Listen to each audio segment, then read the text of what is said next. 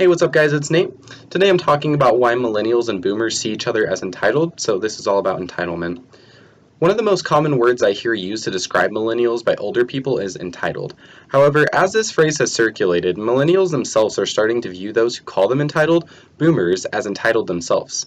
There are definitely different reasons for these two groups viewing each other this way. However, before we can start to understand these perspectives, we must understand the perspective of the groups themselves that seem to be earning themselves this title from the other.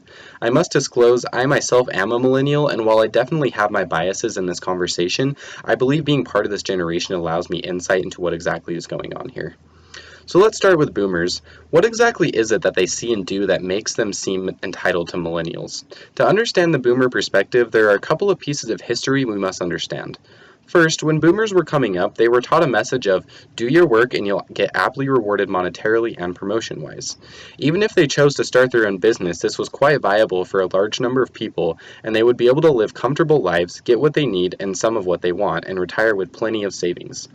All they had to do was work, and pretty much everything would take care of itself from there. When coming up in this type of mindset, working your whole life for the promise at the end of the road, the obvious perspective at the end of that road is, I did what I was supposed to do, and now I've earned a leisurely life where I shouldn't have to deal with any BS. Makes enough sense, right? Okay, so on to the second piece of history to understand. When boomers were growing up, the world was reaching for a point where we could feed everyone comfortably, but mass quick agriculture hadn't fully emerged yet.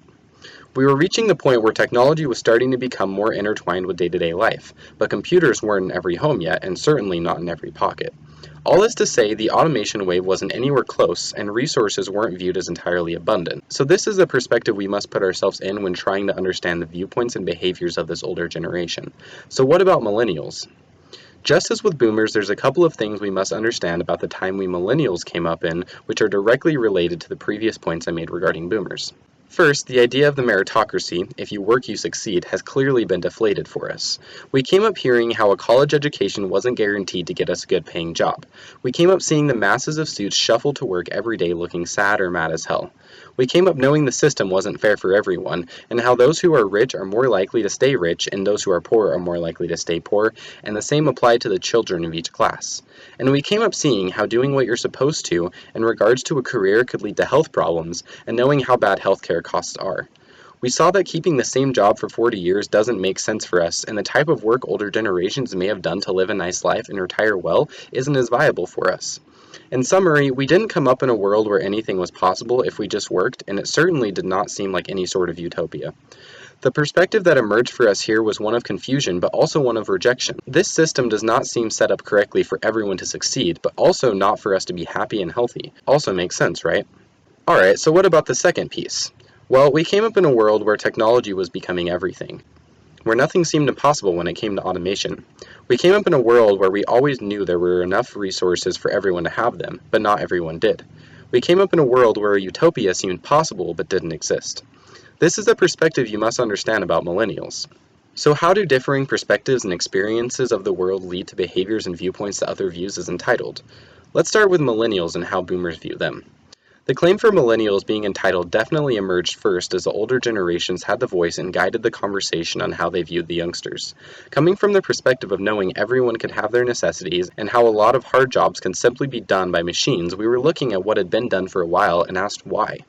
Wasn't the point of all this technology and development of mass quick agriculture supposed to be so everyone could be fed and so life could be easier?